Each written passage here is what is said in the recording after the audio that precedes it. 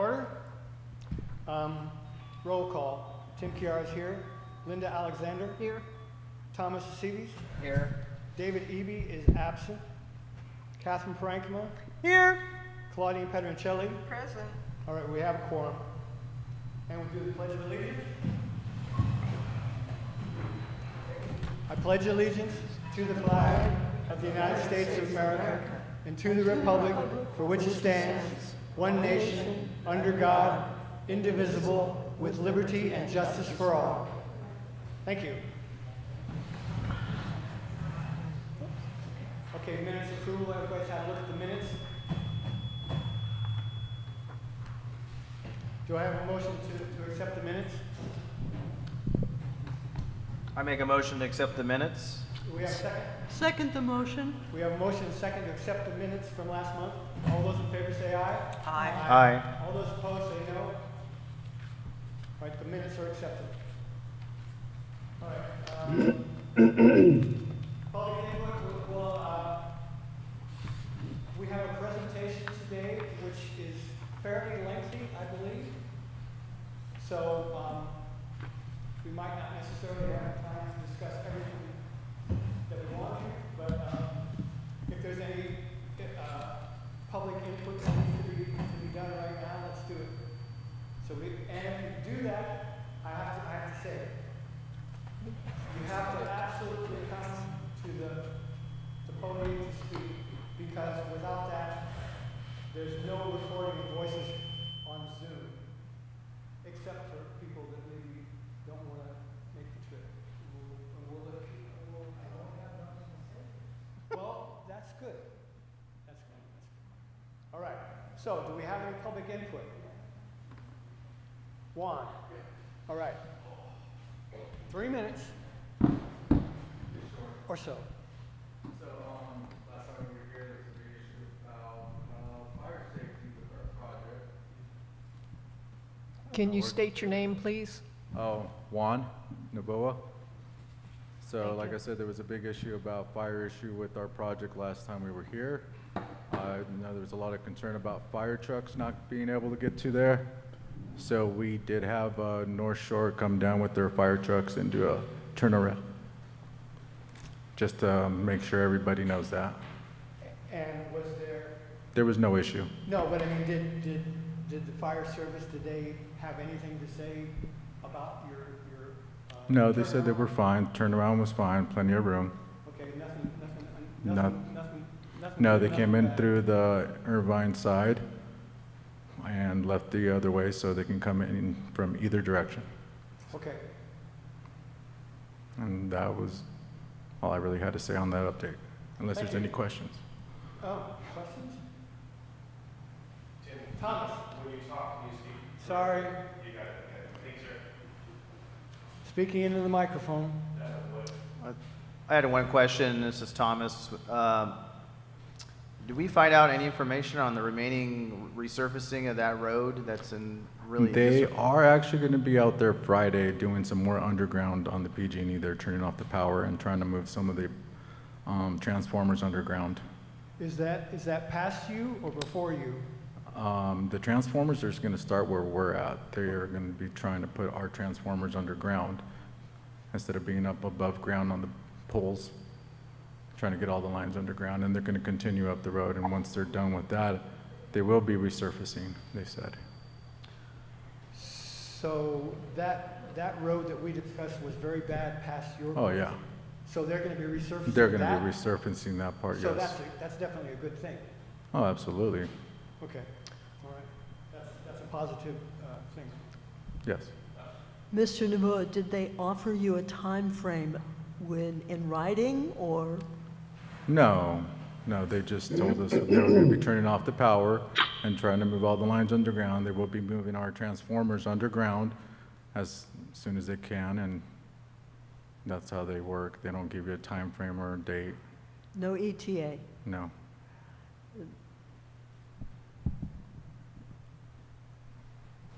Okay? We're good? Yes? Yep. All right, thank you. Thank you. All right, any more public input? All right, Thomas? I wanted to talk about real quickly, and if you're not aware, in Nice, that the marina has been either leased or bought out by a certain non-for-profit. It's called Solano Women's in Medicine. I invited, they had a Saturday, they had an event opening, and they do have a website, and they have quite a bit of an agenda they want to do. And I wanted Diane, who's running the CEO, to come to our meeting, but obviously she's not here. I'd like to invite her maybe next month. If I can get her as a guest, I'd like to move to put her on the agenda to explain what they're doing at the marina. It is actually, she's going to revitalize it, her non-for-profit, which is a great thing, and open it back up to boating. So a lot's going on with it. So I can reach out to her and invite her to the next meeting to talk about that great event, because I'm really happy, because that marina's been sitting there for over 10 years, just falling apart. Silting. Yeah. And So what's her name, Thomas? I would have to. It's Diane Washington. But, You have the name? say again, Kate? I believe it's Diane Washington. Diane Washington.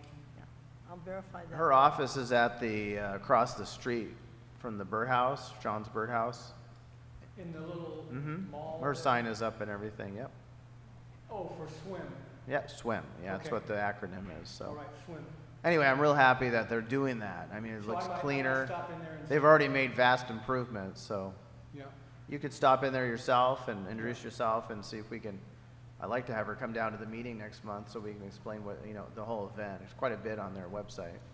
Kate? It's actually Thompson, Thompson.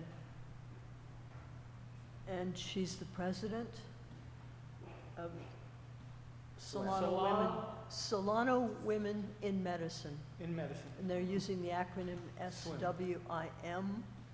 And they are affiliated in some manner with Catholic Charities. Catholic charities. Yeah. Okay.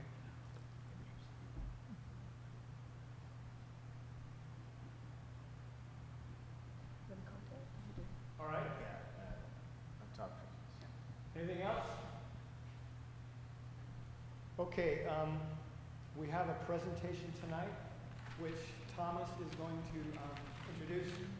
Yes, I'm on the Caltrans committee for pedestrian bicycle and advisory committee. We meet every 3 months, and recently Caltrans had a presentation from Andreas Kraus, and I've invited him tonight to show that same presentation. He's with Safe Systems. He's the office chief, and it was a wonderful presentation about improving how California, and he can explain it obviously through the PowerPoint presentation, because I know a lot of people have questions about the 20 corridor, the safety aspect, when we're going to improve it, and what needs to be done to improve it to calm the traffic. So Andreas had an excellent presentation. I thought it'd be great to share it to our meeting here.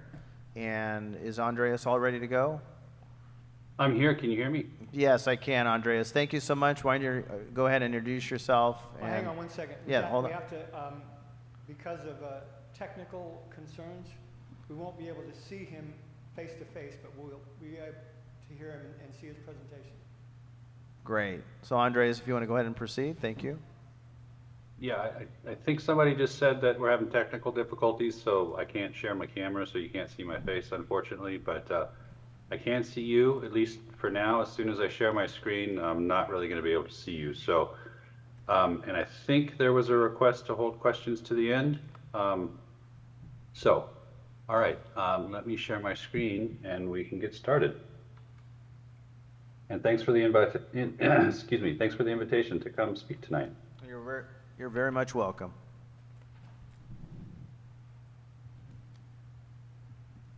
Okay, can you see my screen? Yes. Yes. All right. All right, so I'm here tonight to talk about Vision Zero and the safe system approach. So just some background, collision or traffic fatalities in the US have been steadily increasing over the last decade, and this has really spurred the impetus for change. And if we look at those fatality rates by vehicles versus pedestrians and bicyclists, you can see that the fatality rates for pedestrians and bicyclists are increasing at a much higher rate than for vehicles. And then within California, there are about 3,600 traffic fatalities annually, or about 10 per day, and 3 of those are people who walk or bike. The percent of traffic deaths that are pedestrians are larger in California than the national average. In California, there's about 13,000 serious injuries annually, and the collective cost of those traffic deaths and serious injuries is estimated at just over $53 billion.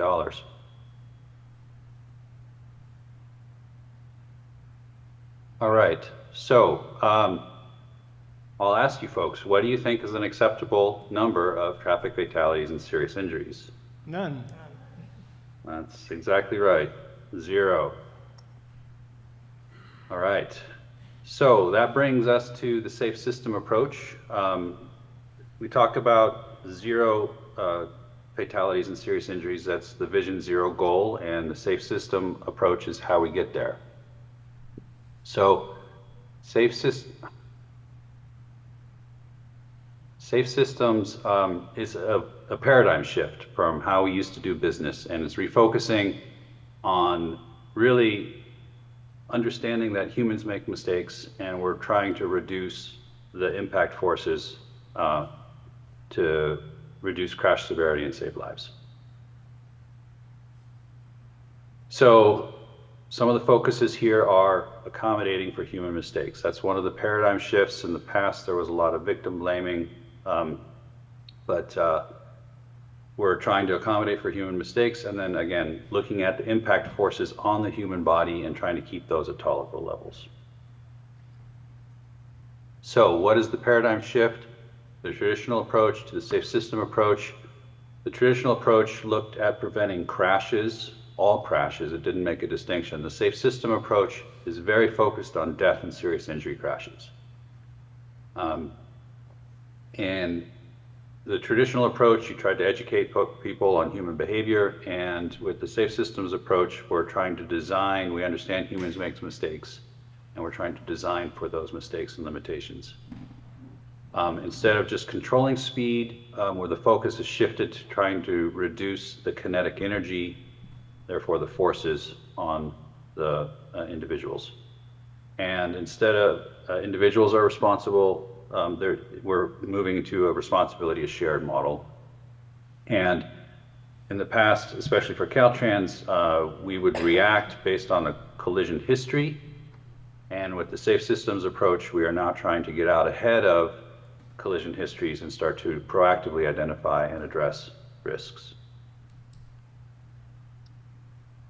The early adopters of the safe system approach are mostly in Europe, and you can see that it's been pretty successful in reducing some of their fatality rates. The United States is new to the game, and so our fatality rates haven't moved as much as some of the early adopters have.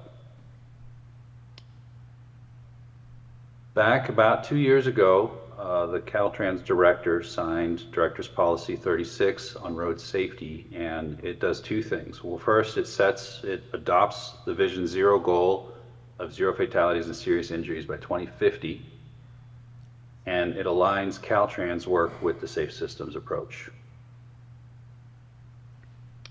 So what is the safe system approach? It has 6 principles, which are around the outside, and 5 elements, which are in the middle there. So let's start with the 6 principles. So first off, death and serious injury is unacceptable. Humans make mistakes. Humans are vulnerable. Responsibility is shared. Safety is proactive. And redundancy is crucial. So those are the guiding principles. In terms of the 5 elements, it starts with safe roads, safe speeds, safe vehicles, safe road users, and post-crash care. So let's dive into these. I'll start with safe speeds. So speed really is the master variable for the design of roads, but also in terms of the amount of kinetic energy and therefore the outcomes of collisions. So I'll just give you a second to read that. And then when we're talking about kinetic energy, so what is that? Kinetic energy is essentially mass times velocity squared. So obviously, a bus has more kinetic energy than a little sedan if they're going at the same speed. That's the mass part. The velocity, though, that's the speed, and that's really important, and especially if you notice that it's the square term. So small increases in velocity can have large increases in kinetic energy, which then have big impacts on the collision and basically the fatality rates of that collision. So that's what we see here. This is a graph of fatality rates by speed for different types of collisions. So pedestrians are the most vulnerable, and the fatality rates there increase pretty rapidly once you get above about 20 miles an hour. And then as we go to some of these other collision types, you know, the graphs change a little bit there. But I want you to stay focused on this 20 to 40 miles an hour. That's kind of, you know, those are sort of our main street areas, and you're going to see a lot of slides that are focusing in on this speed range here. So one thing that happens with higher speeds is drivers get tunnel vision. So you can't see the people waiting on the sidewalk trying to cross on the crosswalk if you're going too fast. You can't see them until they're right in front of your bumper, basically. So that's one of the issues with higher speeds. Another issue with the higher speeds is you have much farther stopping distances. This comes back to the kinetic energy that we talked about. And you can see that the difference between 20 and 40 miles an hour is almost a threefold increase in the braking distance, in the stopping distance there.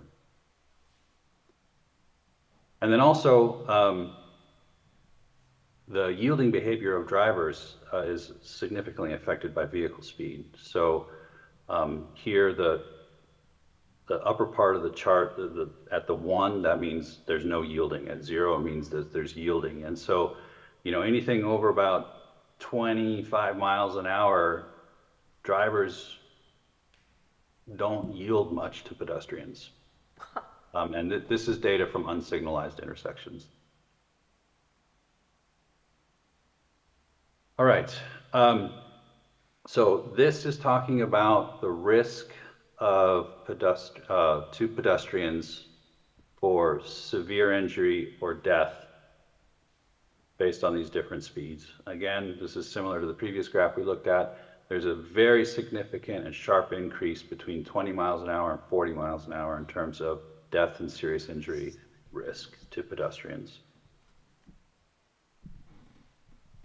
This is another way of looking at it. This chart here says if we want to stick with a 10% fatality and serious injury risk for these different crash types, what would those speeds be? And you can see they're all pretty low. They're all in the 20 to kind of 30, 35 mile an hour range here for different collision types. All right. So I don't have time in this presentation to get into speed and speed limits, other than just very quickly to say speed limits are set by how fast drivers drive, and drivers choose their speed based on the look and feel of the road. So if you want to slow drivers down, you need to change the look and feel of the road, and the way you do that is through traffic calming measures. And there's a whole suite of different traffic calming measures that you can apply, but that's the best way to slow people down. There's some additional resources here if you're interested in finding out more about that. Okay, so the next element in the safe systems approach is safe road users. We're talking about all road users. So a safe road user is not distracted or impaired. They follow the rules, and then they act within the limits of the roadway design. That's pretty simple. Another element of the safe system approach is the safe vehicles. And, you know, there's been huge improvements in this over the years, you know, starting with seat belts and airbags to crumple zones. And then now we have, autonomous emergency braking and lane departure warning systems in the vehicles and things like that. So vehicle safety has been increasing quite significantly in the past decades. In terms of impacts to other road users, some of those safety measures in vehicles are starting to implement bicycle and pedestrian detection, and manufacturers are starting to look at the impacts of vehicle size and design on not just when a collision happens, not just the people inside the vehicle, but the people outside the vehicle as well. And then there's a bunch of new emerging technologies that can help with some of this stuff. All right, so safe roads are designed and operated to prevent crashes among all users and keep the impacts to the human body at tolerable levels. And it's a continuum. There's not an absolute here in terms of do this and it'll have that impact. So essentially what we're trying to do with the safe system approach is the more consistent you are with the safe system approach, the more you're going to be reducing the risk of fatal and serious injury by reducing the likelihood of error and reducing the consequences of those errors. So how do you avoid crashes? You separate users in space, you separate them in time, and you increase attentiveness and awareness.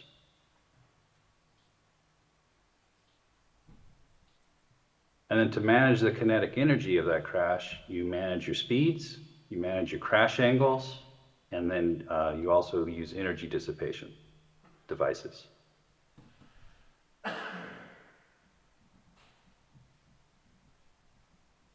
And safe roads includes all aspects of the road system, from design to construction to maintenance and operations. And FHWA has a great list of proven safety countermeasures that can help with implementing various aspects of a safe road. And this list is continuing to evolve, so I'd encourage you to go to the website and learn more about these different countermeasures and see as new ones come available. All right, so then the last element of the safe system approach is the post-crash care. So once a collision does happen, you have the traffic incident management, which involves the first responders. There's an investigation, get medical care. And then after the crash, there are other, trying to get back to normal conditions. The media is involved. You have engineering that looks at what happened, and oftentimes there's some legal outcomes as well. So the safe system elements create redundancy. They call this the Swiss cheese model. If you have all 5 elements in place, then your risk of fatalities or serious injuries should be very low, because you basically have a catcher's mitt at these different aspects. So that's basically all these work together to create redundancy to reduce death and serious injury. And then lastly, responsibility is shared. So you're all here working on this, so you're already involved. But this Andreas, is can I my encouragement interrupt you to for a folks to moment? get involved Hello? and try to Hello? understand how can you be involved to reduce death and serious injury, implement safe systems approach. There's lots of different ways of doing that, and it takes a community. Andreas, Yes. we've had a slight glitch here for a moment. Okay. We've lost our projector. I'm sorry, I couldn't quite hear that. We've lost our projector. So, You've lost your, okay. so just hang on for a moment. Okay. Now.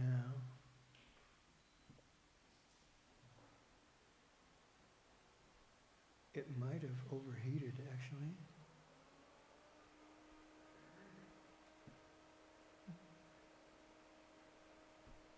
But it doesn't say so.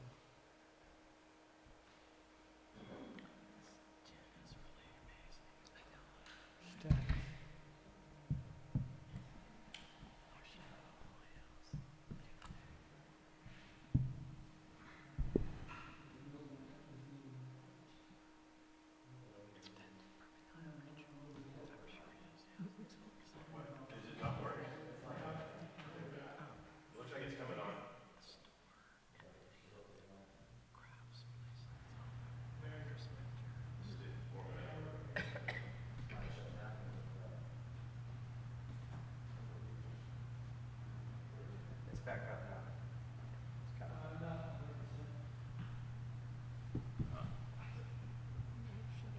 takes a minute or two for it to warm up. Yeah.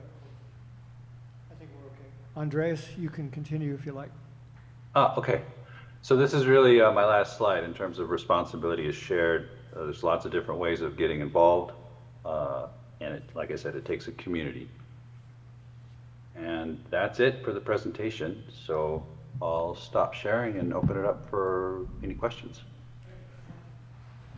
Just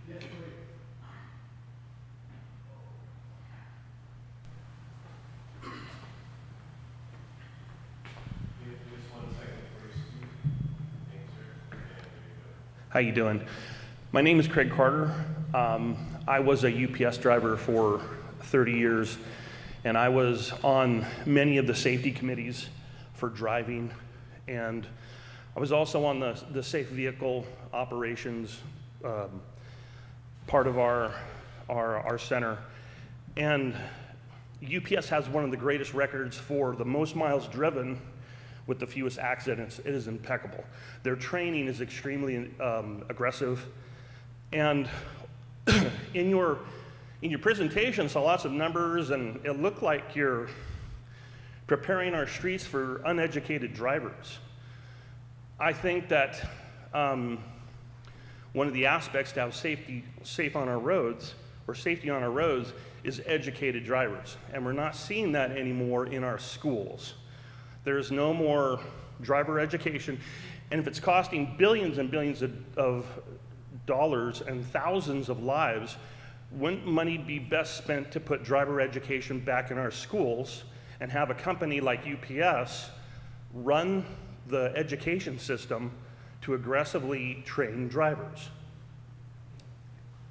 So education is part of the safe users element of the safe systems approach, and CHP has, they have public outreach programs that they can take to schools or in communities at your request. So I would encourage you to contact your local CHP for those types of educational programs.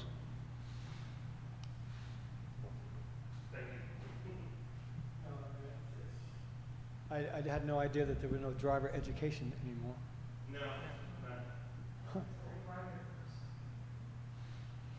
That used to be one of the things you look forward to.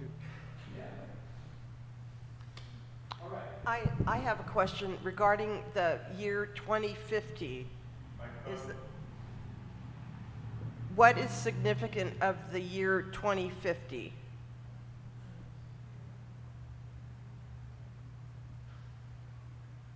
That's, I don't know how 2050 was chosen. What we're talking about is a long-term effort to get to 0 fatalities. It's a very ambitious goal, and it's going to require a lot of change and a lot of money to get there. So I think the 2050 is trying to give us some time to get there, but still making it not too far in the future. Andreas, it's actually interesting. There's a what do you call it? Lake County 2050. That's a redoing of our Development plan. plans, our county plans. And that's interesting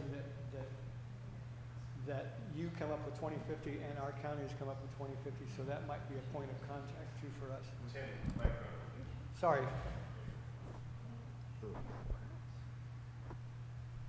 I have a question, and this is Thomas. Andres, can you talk about your department's the one that is dealing with the crosswalks, the rapid crosswalks going into North Shore? Is that correct? So there are a couple different efforts going on.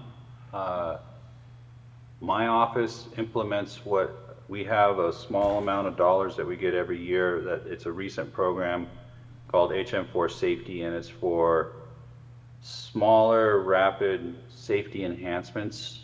And we are using those dollars to implement enhanced crosswalks and rapid flashing beacons along, I think at about 20, 25 locations on Lake 20. And for this most current round of funding, I am also I am recommending additional, what I've heard along Lake 20 is that people are aggressively driving in the center turn lane and are using it as a passing lane. And so I'm investigating ways that we can try to prevent or at least significantly reduce those types of aggressive behaviors in the center turn lane.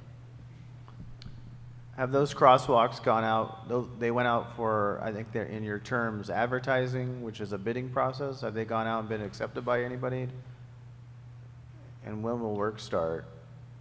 Or do we know? So the work is actually spread across 2, possibly 3 years. The first set that got contracted will go out they should start, the construction will be this summer.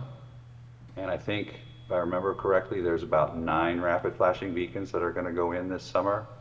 We couldn't do them all in the same year for a variety of reasons, and so the rest of them will be the subsequent year. And there are also other projects slated in your area. The biggest one is going to be the Complete Streets project in Nice.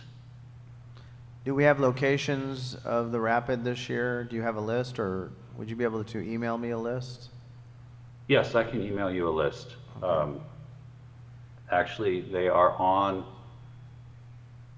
we put out, you can get a specific list. I'll email out the web link. We put together a web page for stakeholder input for our HM4 program, and we received lots of input, which is good.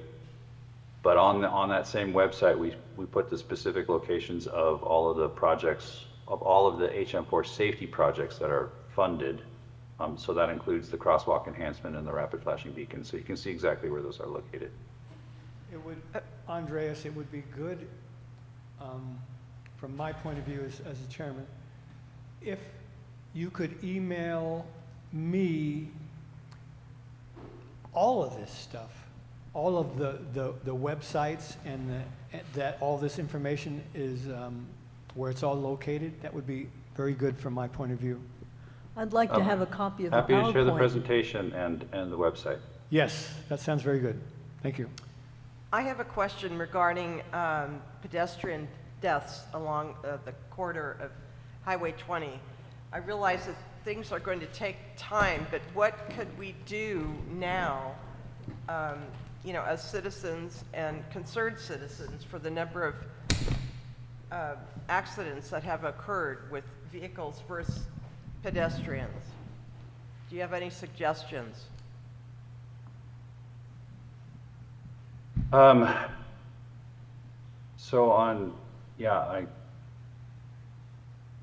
I think the educational campaigns would be a good start.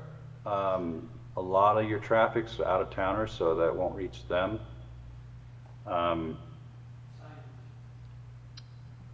So a lot of it comes back to trying to implement traffic calming on the roads, and we are trying to work on that. Is one feature in terms of traffic calming basically putting a version of speed bumps down the center of this lane that is now so abused? That's exactly what I'm actually looking into for the center turn lane. It wouldn't be full speed bumps, it'd be narrower or smaller versions of them. They're called transverse rumble strips. That would help to slow people down in there. Well, we've noticed, I'm not sure if you call them rumble strips, that define the active traffic lane from the shoulder, but they're very effective in pulling people back out of somnolence. Is that a rumble strip? There's different types of rumble strip. So some of them are when you're driving down the highway and you see their little ground-in lines along, either along the center line or along the edge line of the lane. And when you hit it with your wheel, it makes your car vibrate really loud. And that helps you correct and get back into the lane. So that is one type of rumble strip. What I'm considering for a traffic calming in the two-way center left turn lane is basically a smaller version of a speed bump. And it would go perpendicular to the traffic.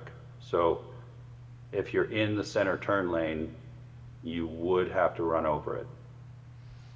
And what does that do? I understand from experience what it feels like, but how negative an impact is it depending on the velocity of the car?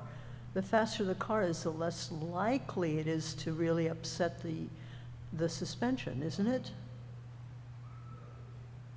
Well, no, it's gonna discourage people. You want, the faster you hit those things, the more it's gonna be uncomfortable for the driver. So it's gonna encourage folks to go slower. And is the use... But you can still drive over them and use the turn lane and make your turning movements as normal, but you wanna do it slowly. You know, I know from various cycle and pedestrian-friendly changes for cities that want to slow internal traffic in like main retail areas, that they use bollards and they reduce the available lanes, both east and west or north and south. Is this possible for Nice?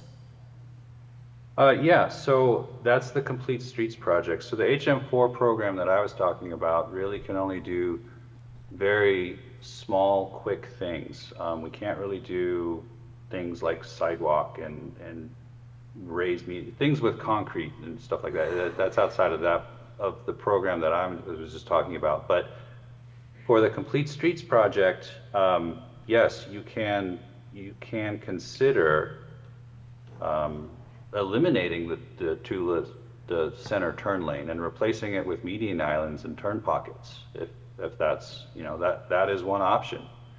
There are a variety of things that you could do infrastructure-wise in a larger project like that. And so that project is underway, and it's still early in the stages, so I would encourage you to follow up with the project designers on that project.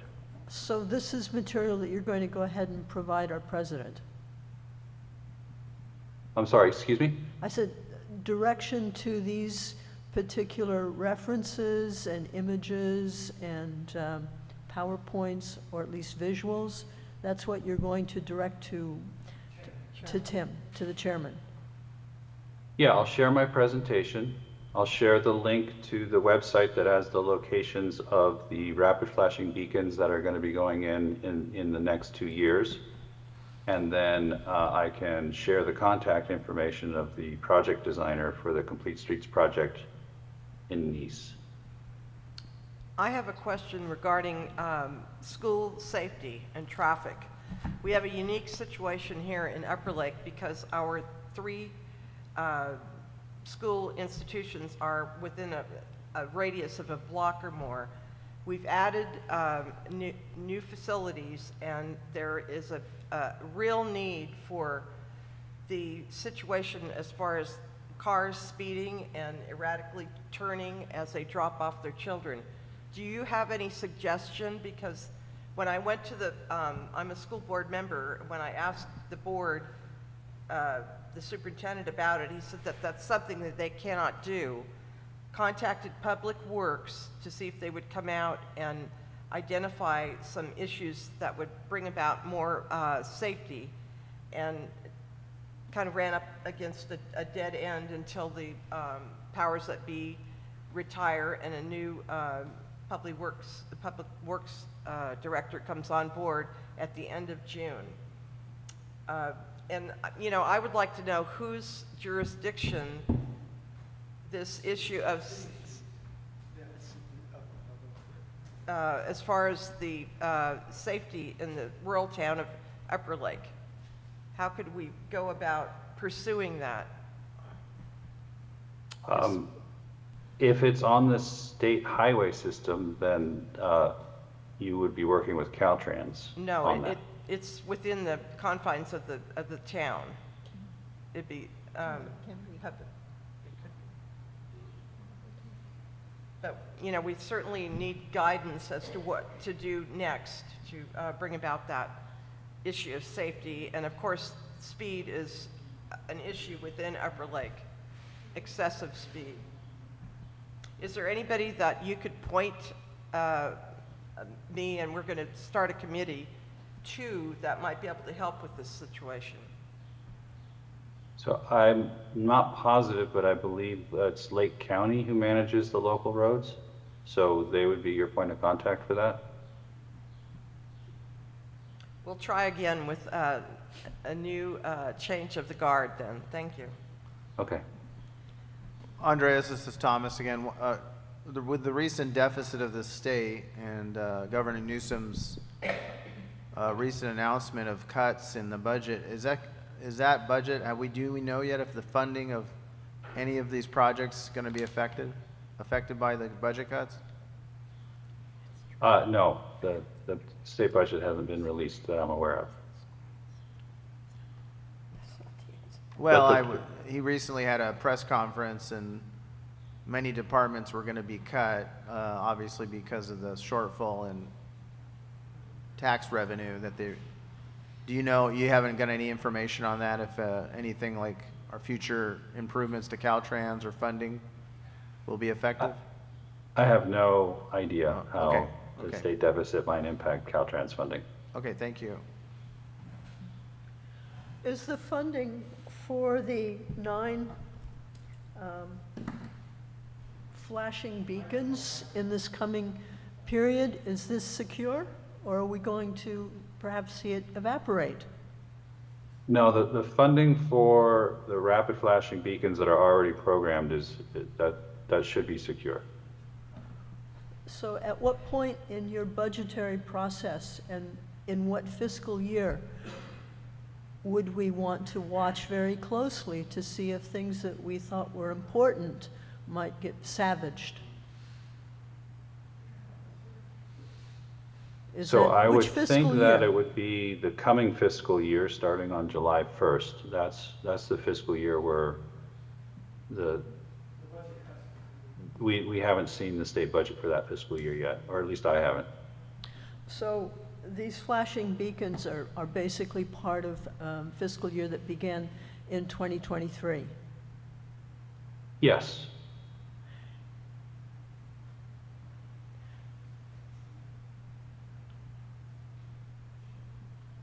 All right. Do we have any more questions? Any questions? Andreas, thank you so much for that presentation. I appreciate your time tonight here in the community and spreading this presentation information, knowledge. This presentation is also being recorded and available on YouTube and PEG TV, so that could be shared with everybody who wants to watch it. So thank you for your time and vast knowledge, and appreciate it very much. Thank you for the invite.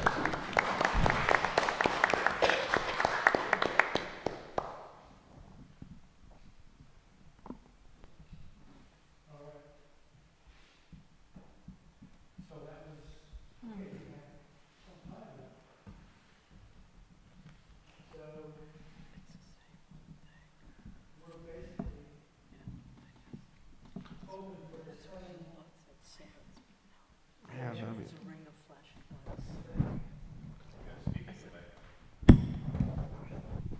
Let me also mention that we did have a meeting, I might have talked about this at the last meeting, but in the PBAC, Pedestrian Bicycle Advisory Committee, we had a meeting recently, and I'll just share it again, that about the North Shore improvements in Nice and Lucerne. Those are through Complete Streets. It's the program which they fund the improvements for the corridor. I have another meeting in late June with them, and my concern is because of the budget cuts, I don't know how that might affect the Caltrans budget. If it may not affect it at all, it may be funded and locked in.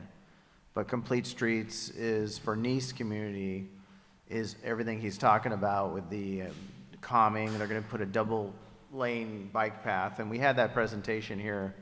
I don't know how many of you were here a few months back, and it's pretty much close to what they presented. They would still want to do that, and I'm very excited about that, because if it happens, of course, it's the long term. It's going to be like 2030, 31. So who knows That's what the budget may be? That's the rub. That's You know, the is it going to be frustrating pulled? part about it all, Thomas. You know, it's Right. projected out there. Already there. But something's happening with these I'm excited to see these crosswalks put in. I drive this corridor constantly, and I still have I go the speed limit too. And it's tough seeing these people waiting to cross the crosswalk. During the daytime, it's tough. Yeah. I've sort of thought sometimes you almost have to have that you literally have to stop and let people cross. And that's Well, true. you do. It's just that, you got to be, completely, obviously sensitive to the awareness of But what you're seeing. why can't you have a pedestrian operated stop sign then? Isn't that part of what this, Well, this I don't rapid know if it's flashing actually a beacon stop, is? I don't know if it's actually a stop sign yeah? though. I mean, it's almost as though you need to kind of have a train crossing impediment, the arm comes down. Huh. Like a train Yeah. crossing. One of the dangerous crossings is from the county park in Upper Lake. There's just the white, Right. And people, I slow down there, but people just go zoom I know right you- through that. So if you're a pedestrian trying to cross there, good luck, because it's a very dangerous spot that's not identified as a pedestrian crosswalk. I think at one of our other, my name's Ray Frederick. At one of our other meetings we had, they were talking about putting in yellow blinking lights that are operated by a push button.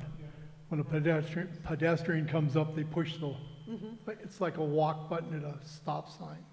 And it turns on the yellow beacon lights. But with those rumble strips down the middle of the highway, that would work great. But what he was saying something about, you'd have to slow down when you had to make a right or a left-hand turn, and you'd have to go over those rumble strips. Now, isn't there a way that you can just put the rumble strips down the center medium where when you come to a left-hand turn, it'd be an open left-hand turn? I mean, I know it'd probably be less money for them because they just put a machine out there to cut the asphalt up. But I've been on rumble strips, and if you don't slow down, it'll wake you up, so. But yeah, with those yellow blinking lights, me and the wife saw one the other day. We can't remember where it was at, but it was actually two yellow beacons over a stop sign or a school. Yeah, they both had push buttons where you push the button and the light would activate. That's really what's needed here. So, I So- mean, they've got, Those flashing lights that you saw, those are called rapid flashing beacons, and I pulled up the projects. So this coming summer, along the Lake 20 corridor, we'll be upgrading 16 crosswalks to high visibility, and we'll be installing at 8 of those locations. We'll be installing the rapid flashing beacons, and then next year. Looks like we'll be installing another 9 rapid flashing beacons along Lake 20. And those are already programmed for installation, and then the rest of the stuff that I was talking about is things that are under consideration now for funding. one more thing. Is there any way they could take the speed limit signs that are portable on trailers and spot them along Highway 20?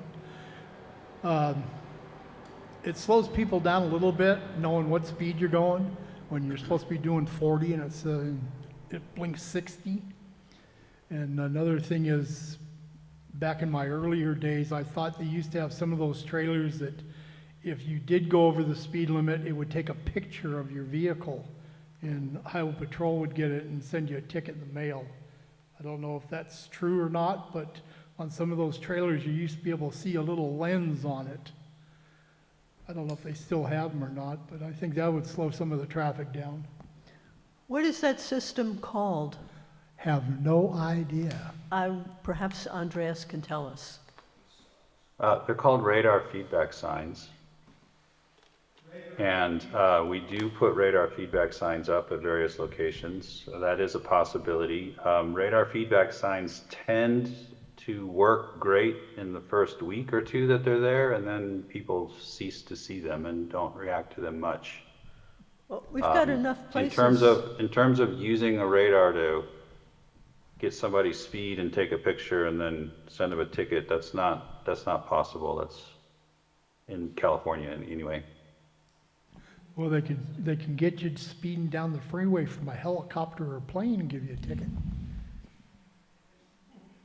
That's true. And that's a lot higher up than ground level. Oh, it has nothing to do with detection. It has to do with the legal system. We're not allowed to take pictures or send auto. Right now, all speeding tickets have to be done by CHP, by somebody in person. You can't use cameras for speeding. I know the radar feed system in front of Pomo Pumps, I go by there on my bicycle and nobody abides with that. I can look at it. What do you mean? Nobody, they go right through there at 50, it's 45. I slow down. One person slows down.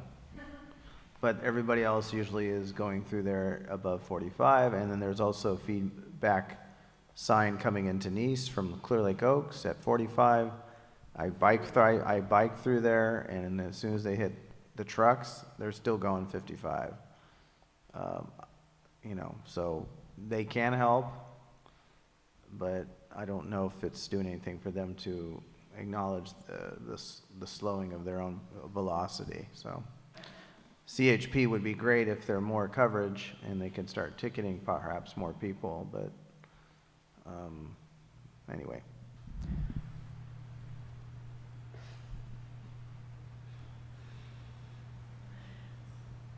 You're purely interested in basically hard structure.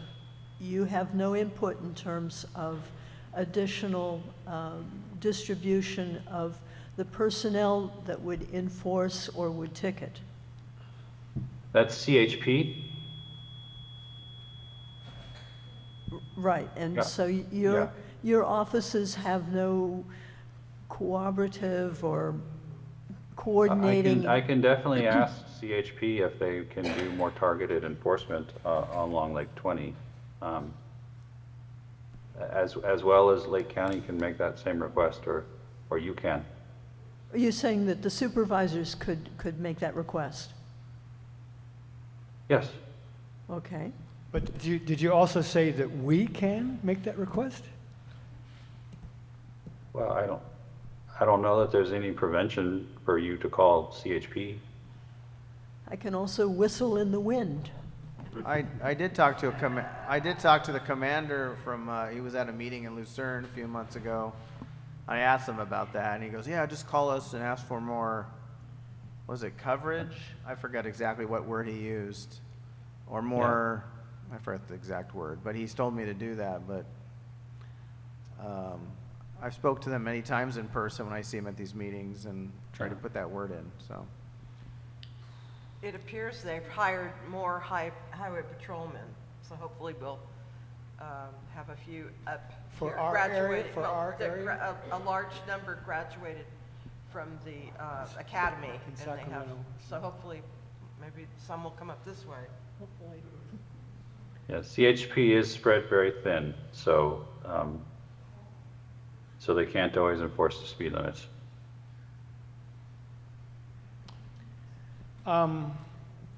Something that is interesting, if you have trucks,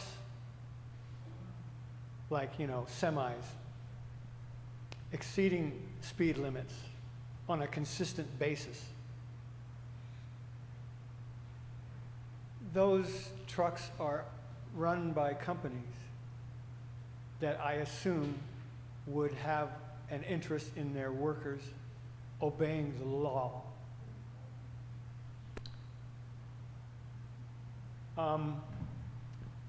Is there ever any outreach to employers in that sense about maintaining employee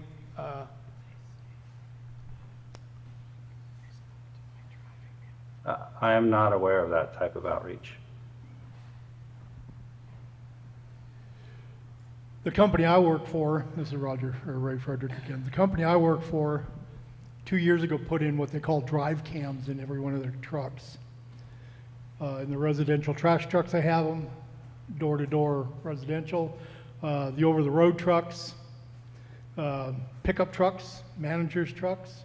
State of California says as a certain day, certain time, all commercial vehicles are supposed to have drive cams in their trucks. And they help out a lot, running stop signs, too close to vehicles on the freeway. If you happen to hit the speed bumps, it'll set these off. Everything's electronic. It turns on cameras. It looks at you, looks at the car in front of you, looks at the car behind you. So if you have a rear end, if it's you or the other party, they can pump it up on the screen. If you call and say your trash wasn't picked up for a week, they can take that driver's truck number, the address, because everything's computerized now on tablets. You take a picture of the house with the trash cans behind the car on your tablet. It recognizes it on the camera on the drive cam, so when the customer calls and says they didn't pick it up, they can put a picture in the mail to that customer and show them why that can wasn't picked up. So as far as I know, UPS has them in theirs. FedEx, I believe, has it in theirs. I don't know what other companies, but I know my company. It's quite a few offices. They have them in Arizona. They've got drive cams there. So everybody, it's insurance purposes they put them in. So if you're speeding, it kicks you on. If you're doing 60 miles an hour, it'll turn it on, and then you'll be talked to by the boss. And you got 3 chances, and then you're gone. So it's one of the new California things.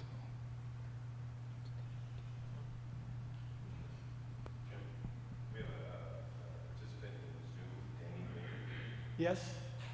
Danny Wynn in Zoom. Hello, Danny? Go ahead and speak, Danny. Hi there, can you hear me all right? Yes.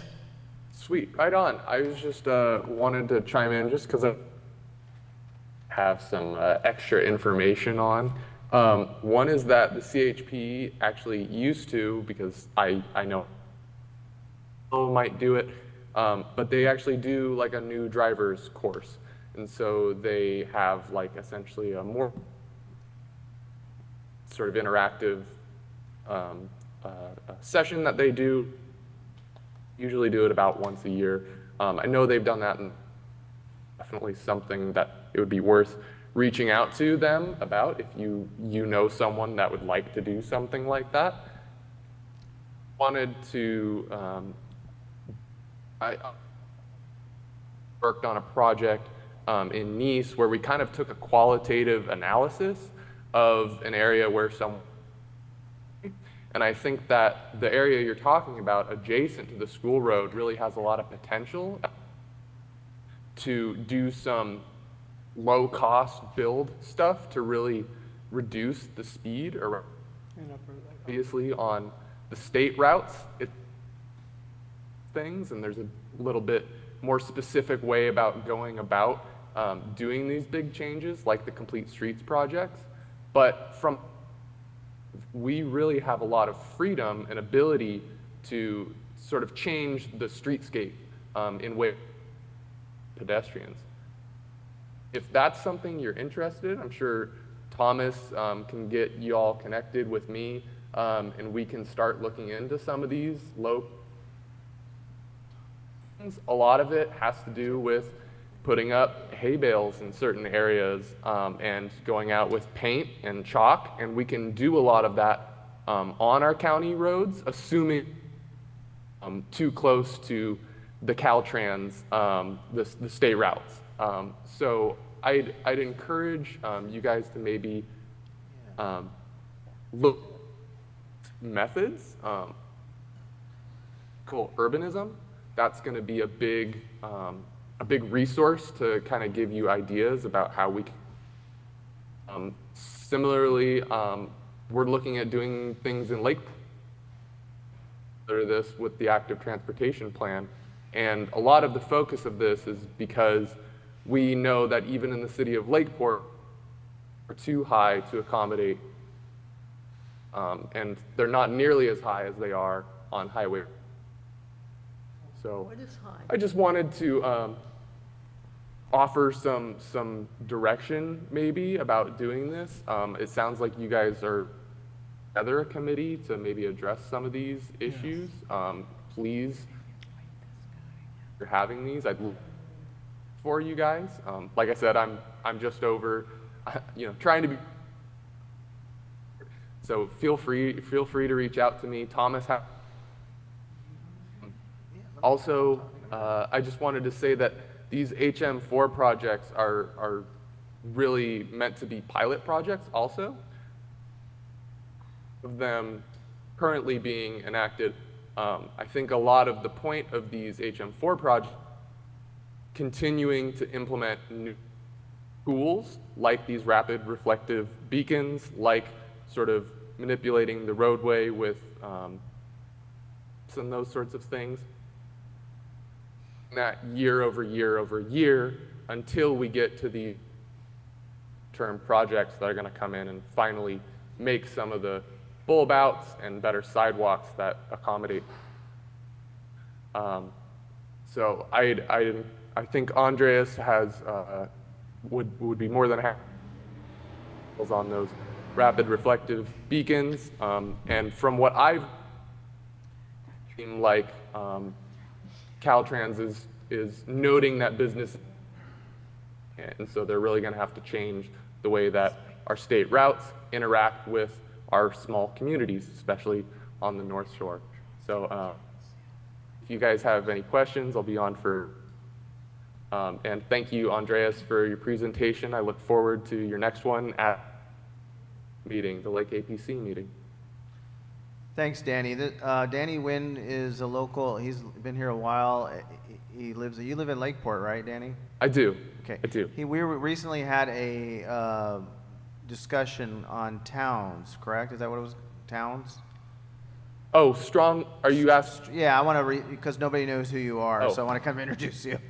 Strong towns. Yeah. Yeah.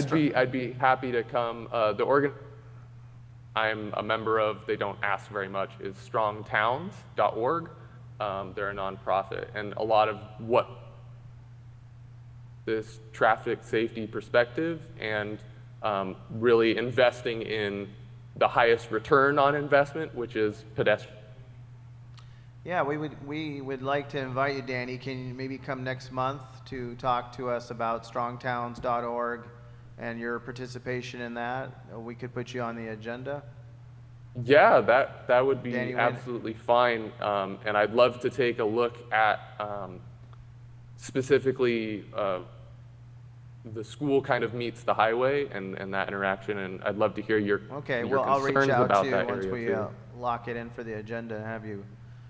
Strong Towns came up on the 2-hour call. We came up with some suggestions on immediately trying to affect the traffic calming, and their suggestions is going after sort of a grassroots approach, using hay bales or any other suggestions that might be helpful in immediately attacking the response to the safety of the roadway instead of waiting for our bureaucracy or the leadership to get a hold of or become a sense of urgency for them to save lives. So Danny is a big participant of this, and I was on the call as well, and next month he can come out.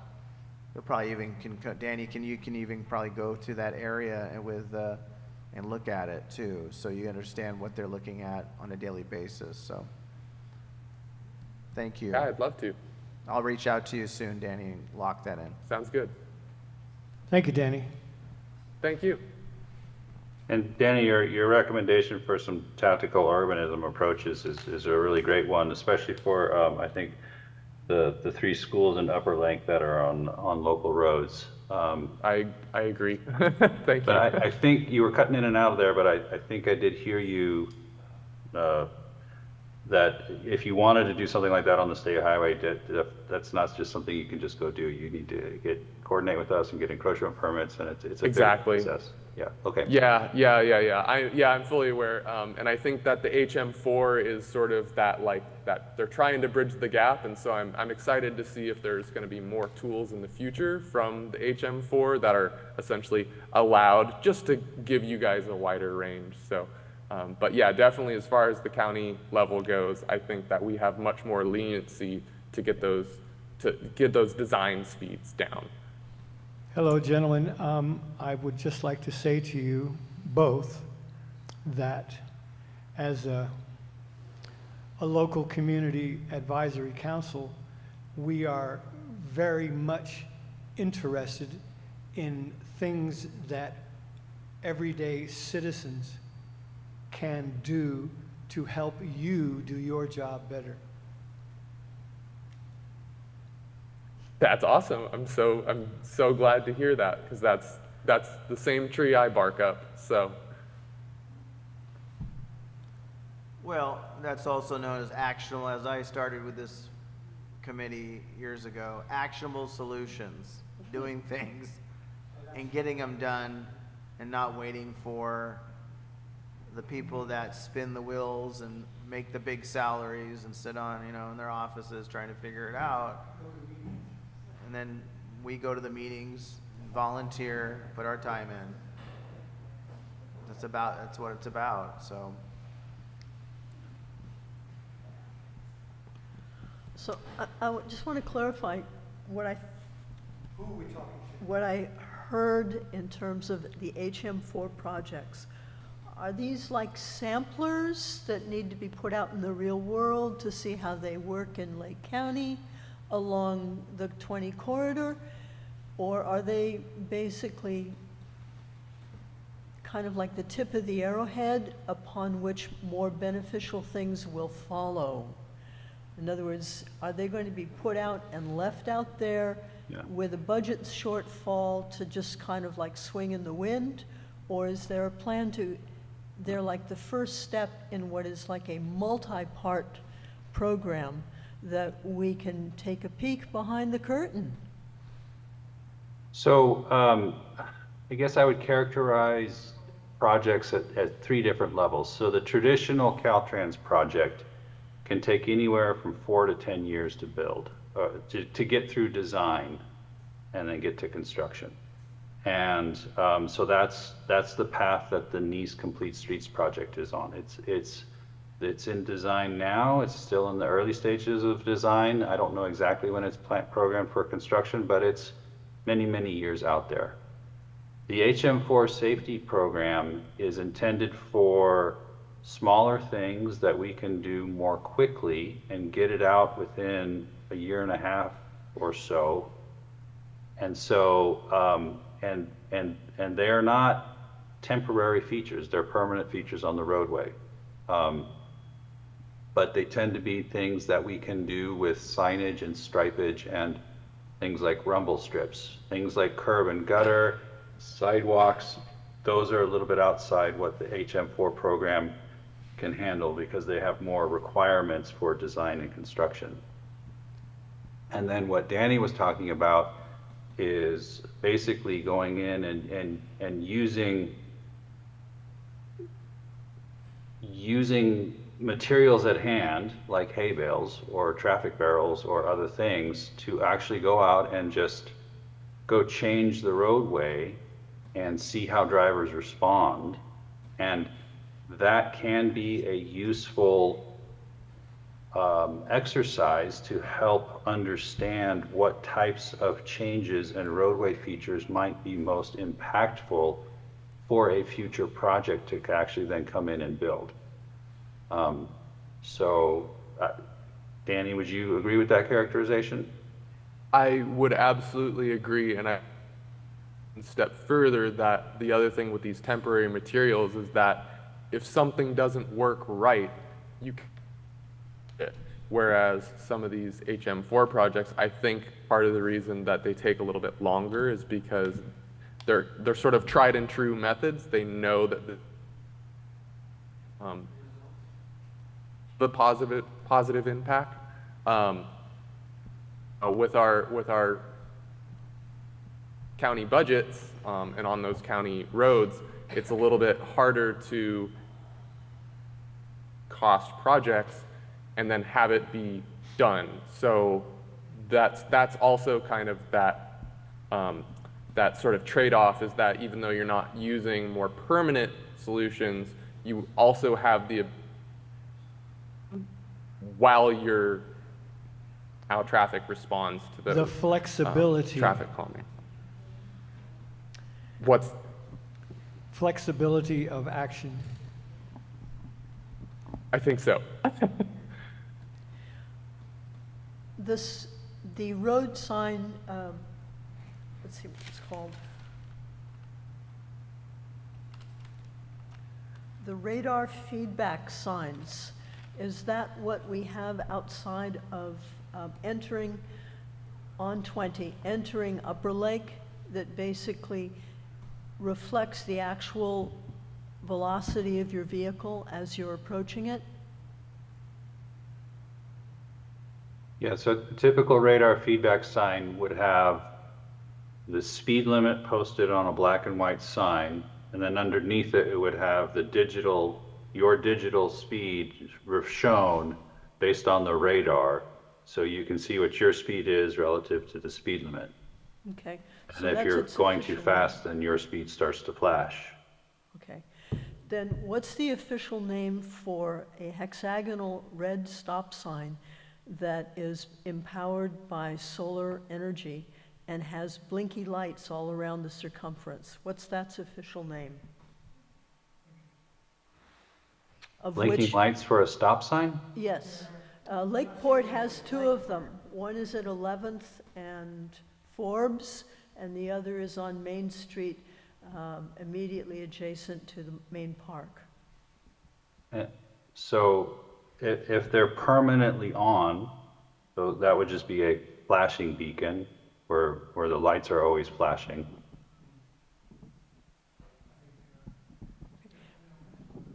And that kind of equipment, is that available through your Caltrans budget? So there aren't stop signs on Main Line on Lake 20. This may be a better question for Lake APC, as they get certain Caltrans funding for certain projects, and typically you can upgrade exactly what you called it, an LED solar stop sign that's essentially MUTCD compliant. Yes, we do have those in Lakeport, and I think some of those projects were funded by Caltrans through Lake APC. So that might be a better place to direct that kind of question. Who is APC? C is Lake Area Commission. I think it's commission, not committee. Combination of supervisors from the county, and then electeds, or I guess electeds from the county, electeds from the city of Clear Lake and the city of Lakeport.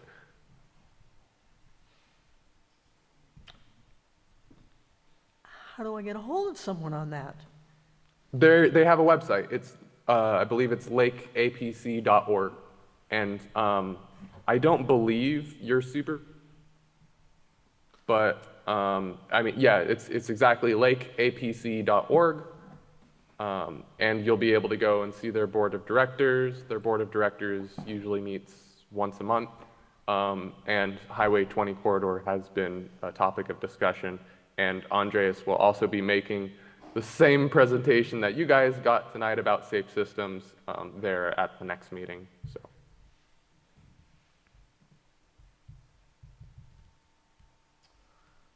All right. Any more questions? Thank you, gentlemen. Of course. Okay, we have a few minutes left. We can, I would like to just think about the subcommittee business, if we're gonna go forward with that.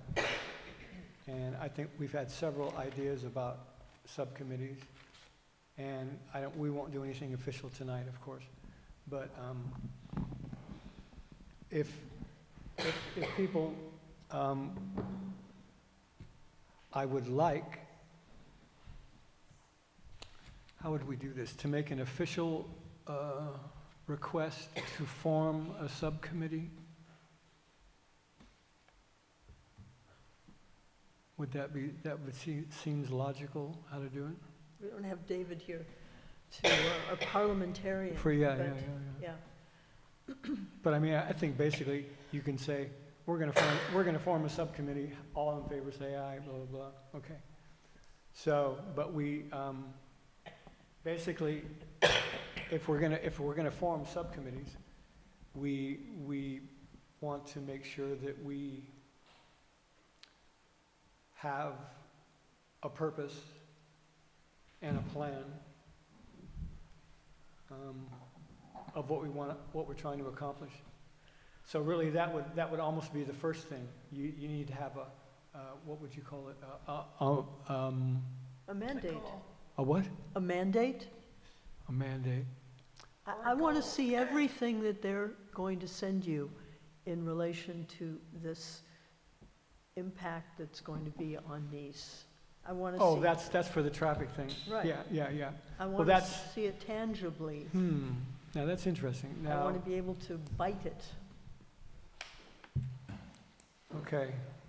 I wasn't speaking specifically about the traffic thing. I was speaking about subcommittees in general, or for whatever purpose. But and how to the process to form them, and if we're going to have subcommittees, like one for Pile Road, one for the Blue Lakes roads, one for traffic safety in Upper Lake, we have to say, this subcommittee is formed for this purpose, right?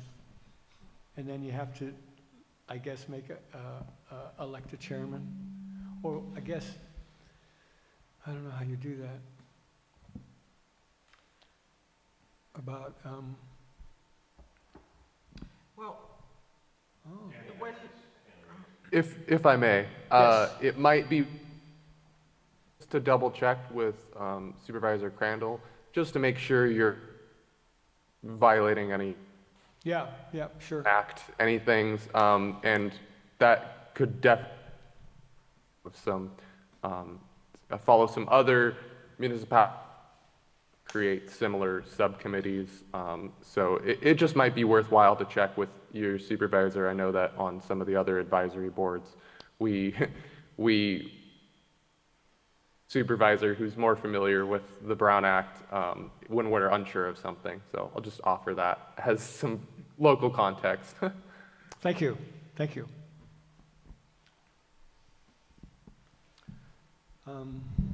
Okay, so next Well, month, My comment on that is we definitely need a subcommittee, I believe, for the action over on the school in Upper Lake to speed this up. We've been working on this how long now, Claudine? 2 years? yeah, it's been a while. Without any action. And we've been jawboning it for that long. okay, Yeah. so basically, we know we need to get some subcommittee action going. I think that would be the first one to do once And we it's initiate just a question it. of how to do it legally. Yeah, so Yeah. we may act on that next month then, once we have. And if advisory. Supervisor Crandall's here next month, Yeah. then he'll be. That'd be the first one, or. And we might even advise him of the. Because the oncoming Public Works the gentleman that was selected will shadow Mr. De Leon for a month. So we're looking at June, he'll be shadowing. And I think that as a committee, we need, if we form this committee, we would need to thereafter, present our concerns and so forth, because school will begin again in August. So, the comment that I continue to have brought up from what he had said, but we'll get to it in August. Okay, That so, was last year. okay, as far as the, we do have a county traffic engineer who I do not believe is retiring. I think he's going to be still here. But obviously, he's under the oversight of whoever is the public works director. Everett, his name is Everett, and he actually lives in Nice.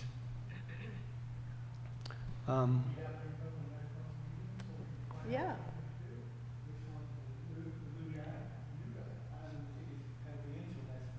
No, well, yeah, he will, but he's going to be shadowing. I think and probably then we take- should, if he's doing that for a Picking up month, bad we'll habits. get him after that, or as soon as possible. But we can make a request for him to come and introduce himself.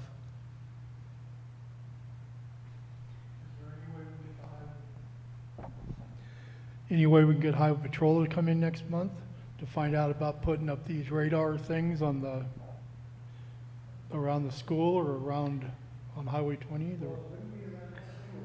Well, okay, well, would it be the sheriffs or? I asked last month, who would put a sign up? Highway Patrol, the sheriffs, the county, and nobody can give me an answer on it.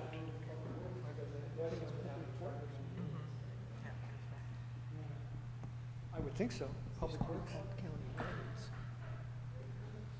So, but it wouldn't be bad to have somebody come and say who actually does take care of it, would it? That would be a good thing Sure. too. Yeah. So if we had somebody from, if the guy's busy, you know, maybe not next month, but as soon as possible. Yeah, well, I yeah. think Ray is right. If we contacted CHP, I did speak with them. But that's for Highway 20. No, but they will make rounds in town. They indicated. I don't know, that they- how can they do that though? That's what I was told, that they would. Is it on the county road or is it? That, I asked for, Highway Patrol goes up downtown. yeah, but They they, do. Huh. Highway Patrol is responsible for all county-maintained roads. Okay. Highway Patrol is responsible Yes. for all county-maintained roads. City police are responsible for inside the cities. Sheriff's Department is responsible for calls of service, domestic calls, property, things like that. but, Thank you, Angie. I would like to ask that you request the commander at the CHP to come on board next month. Boy, it's gonna be a busy month. I also want to say that Lucerne, I watched their meeting, they're going to be inviting the commander from the Oh, they CHP as are well. too? Yeah. Oh, okay. At their next meeting? Yeah, they requested it, I just Well, watched. then, When then is it their might not meeting? be a bad thing if he just comes When to is our their meeting as well. What night? They do their, Doesn't conflict with this. they do it on Mondays. Oh. But generally they're before us. I just wanted to, No, Be no. already, right? I just Be mentioned it, already. I saw it last, yeah. No, but I mean, that's, if he's gonna be there, he might as well come here. Yeah, Yeah. I love it.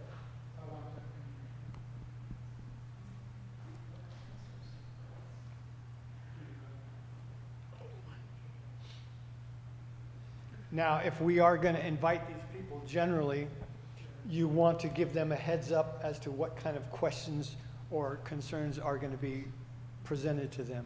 You don't wanna just sort of come and, Well, you could ask him about making rounds through Upper Lake during the peak time of the school usage. coming in and going out. Yes, that's exactly what I asked for. Okay, but that would be more like a moral support sort of thing, wouldn't it? Well, just a visible. A presence, yeah, yeah. And then work on the other aspects of, If they stopped and issued tickets, would we mind? I don't know. Well, we wouldn't mind, no. It might have a salutary effect. Well, obviously, if the commander comes, he could explain his responsibilities and his abilities. All right, and I think we could probably put it in the form of, we've heard you're going to be at the Lucerne meeting. Would you like to come and see with Well, us? I don't know if they've We been would like offered you that. to come and meet. Get them all, hit them all at once, so you don't have to, back and forth. Might as well, if you're coming this way, you might as well come to ours as well. Well, I think we could put together a short list of at least 4 issues that we're concerned with. Yes, but I mean, So that we could prepare 'em for that? It's courtesy to sort of give them a heads up. Yeah. All right, sounds good. Okay, so what do we have for next month? We have CHP, Diane Swim, Lake APC, Strong Towns. What was the Strong Towns? The what? Danny Wynn. Danny Okay, Wynn okay, is, so that's part of the- I was that's part on, of he'll the- explain more of that. It's a non-for-profit that we had a call on, talking about solutions to the roadway fatality issue. We focused on one fatality on February 14th in Nice, and he can explain more of some solutions that might affect or take actionable solutions over in our community of Upper Lake dealing with the school issue, since nobody's acted on it, so.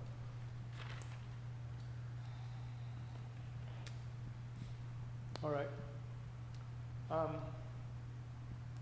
Next month, subcommittees, legal subcommittees. I think we should start concentrating on that. Right. When we first came into being in 2017, we often broke up into little subcommittees. I remember we did one for the bylaws. Right, and then we did another for actually the impact of large semis going down 20. So we did, it's a matter of one person would pursue information, and then Yes. the committee would add to it and come up to, at least raise awareness, if nothing else. That's, yeah, I mean, you have to set a goal and then devise a plan to reach that goal as best you can, and then go for it. All right. So next month, set CHP. Okay. Hello? Microphone. There you go. All right, so it's just about 7 o'clock. So, announcements. Do we have any announcements? Thomas? Everybody, I want to say the Vision of Hope Village, which is the non-for-profit in East, helping young adults, and we've done many events over the last couple of years with autism disabilities. I don't know if you're aware of this through the Facebook pages, but the first Vision of Hope Community Market is on Wednesday, June 5th. If you like to have a booth there, I can give you Robin's email. The Wednesday Community Market will be held on the evening from 5 p.m. to 8 p.m. on June 5th, July 10th, August 7th at the Event Center in Nice, on the North Shore, of course, our North Shore here. The cutoff day for sign-up is May 25th, and we like to see as many people come out. And if you have a booth and maybe you want to sell some stuff, see me before you leave. I'll give you the email for Robin. And it's 5. The first one is, again, June 5th in the evening at the Nice Event Center. So. Well, what a coincidence. That's the evening before the first Gleaners distribution in Nice for that Wednesday. All Gleaners distributions are the first Wednesdays and the third Thursdays. Coincidentally, tomorrow at the Nice Event Center from 8 to 10 will be another Gleaners distribution. There's going to be groceries sufficient for 198 households. So, Tim, you're going to work your buns off. Thanks. All right, any more announcements? What time is it? 8 to 10. Do we have a motion to adjourn? I have a motion to adjourn. Do we have a second? I'll second. There's a motion and second to adjourn. All those in favor say aye. Aye. Aye. The meeting is adjourned.